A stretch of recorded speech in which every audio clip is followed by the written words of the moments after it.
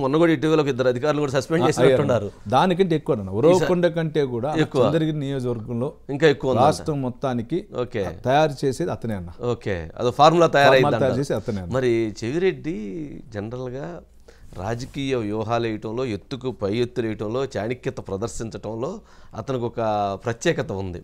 మరి అలాంటి వ్యక్తిని ఎలా ఢీకొంటారు రేపు చంద్రగిరిలో? మొన్న కూడా 41,000 తేడా కదా. మరి మీకు ఎలా మీ బలాన్ని ఎలా అంచనా వేసుకుంటున్నారు అన్న? రెండు ఉందన్న. అతను స్టూడెంట్ లీడర్గా వచ్చిన వ్యక్తి. ఓకే.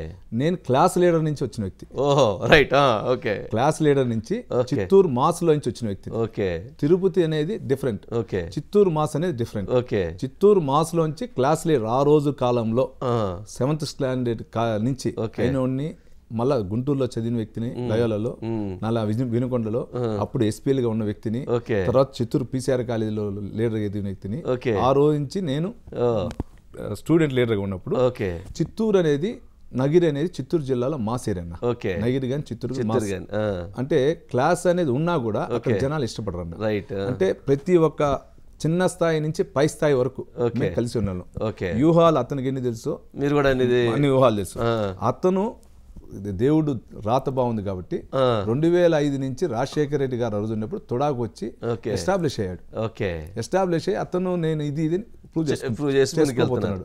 నాకు మొన్న 2014 నుంచి 2019 వరకు మా పెద్ద చంద్రబాబు నాయుడు గారు, మా చిన్నాయన లోకేష్ బాబు గారు వల్ల నేను యాజ్ జనరల్ సెక్రటరీ అయ్యా. ఒక కార్యకర్త స్థాయి నుంచి జిల్లా పార్టీ ప్రెసిడెంట్ అయ్యా. నేను వచ్చి నాకు సంబంధించినటువంటి పార్టీ వర్క్ కానీ, నాకు సంబంధించిన కార్యకర్తలు వర్క్ చేసుకున్నాను. నేను ఎక్కడ కానీ ఇట్లాంటి లాబింగ్ పనులు చేయలేదు. లాబింగ్ పనులు చేస్తే 100% ఈ రోజు బాగుండొచ్చు, కానీ ఏ రోజైనా షెడ్కి పోయేది గ్యారెంటీ. అంటే మాస్ లో నుంచి క్లాస్ లీడర్ గా మీరు వచ్చి ఇప్పుడు నడిపిస్తున్నారు. నేను క్లాస్ కదన్నా, ఇప్పుడు కూడా నేను మాస్. అదే క్లాస్ నుంచి క్లాస్ అంటే ఆ క్లాస్. అవును, నేను ఎప్పుడు కూడా మాసే అన్న. మాసే. నేను ఇప్పుడు కార్యకర్తలతో కలిసి భోజనం చేస్తా, కార్యకర్తలతోనే కింద కూర్చొని తింటా. నాకు ఏం ఎటువంటి ఇబ్బంది ఉండదు. అసలు ఇప్పుడు ఆల్మోస్ట్